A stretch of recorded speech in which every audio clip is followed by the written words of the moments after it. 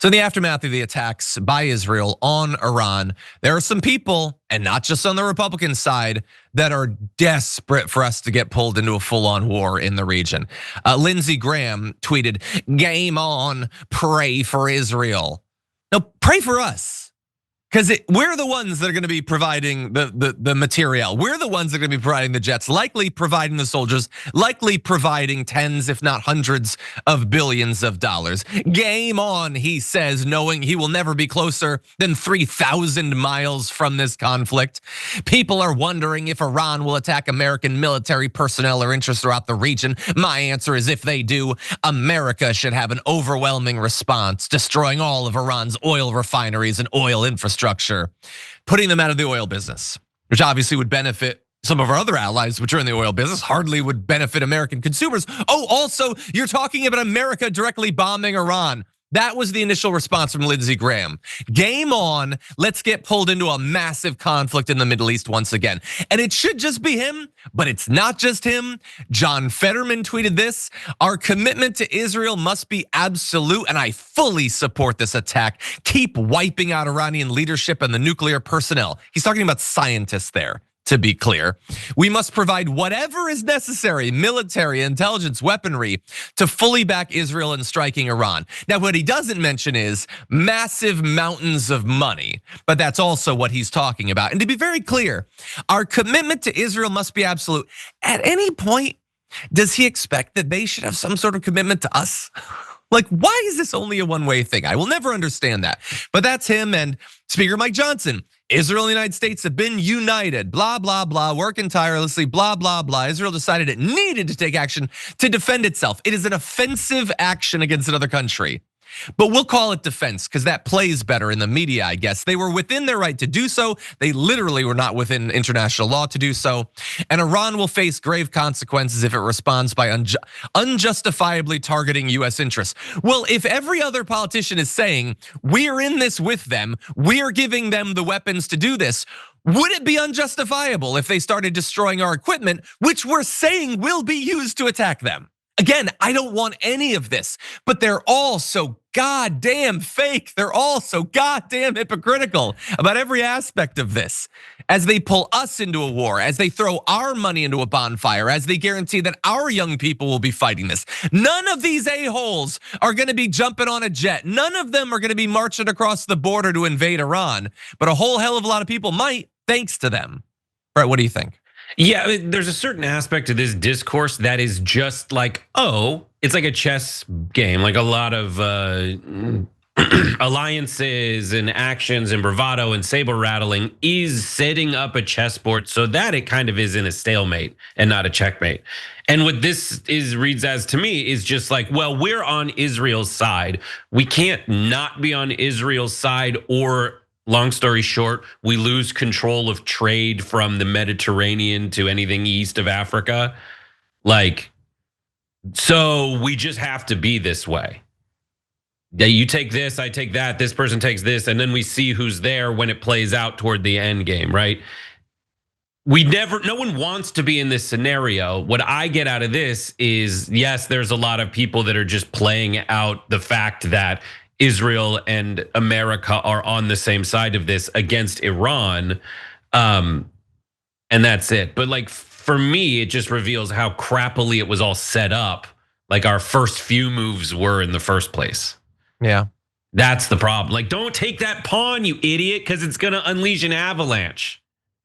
That's where I'm at. And I hate to reduce it to that, as tens of thousands of people are dead, maybe hundreds of thousands of people are dead in the course of all of this.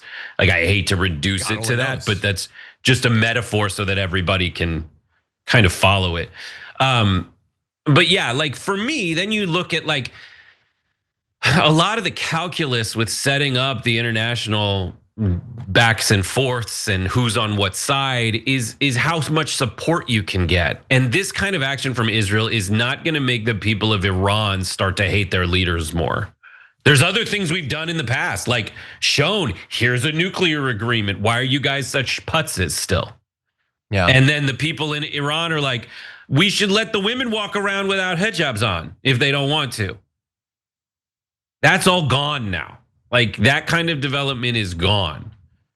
And I mean, it's a lot of this is very difficult, very fraught. It's a unraveling Christmas lights that have been jumbled up for 150 years in like a bucket in the back of an SUV going over very rough terrain. Like that's kind of what it's like here. So it's hard to identify anything more than that specifically. We can if we have 500 uninterrupted hours with experts, but that's kind of where we're at right now. And then the worst part is not only do you have the international politics they're posturing to try to do, and that's kind of Rubio's job at this point, but then you have all the little schmuckos like, the little lampreys on or whatever it is, like those things that swim under the sharks trying to get protection and nutrients. There's a lot of dumb small ball politicians that are just trying to get their name out there. And that's really sad. And then I don't know what kind of goo Fetterman's brain has turned into, or if it was always like this, but it ain't good. Yeah, speaking of lampreys, I'm looking like at right-wing media and all of it. Like none of them are acknowledging that this runs directly contrary to what Donald Trump was pushing for. They're trying instantly, like, oh no, I guess he's still tough. I need him to be tough. He has to be tough. How could he be tough? What if this was his idea? So for our game here in like, schmucks on TV talking to people who want to feel powerful or feel like they matter and that it's not lost or that there's something to do. The most direct thing you can do within the media sphere is be like, hey, manosphere, this is yet another thing that proves that Trump was always a con man.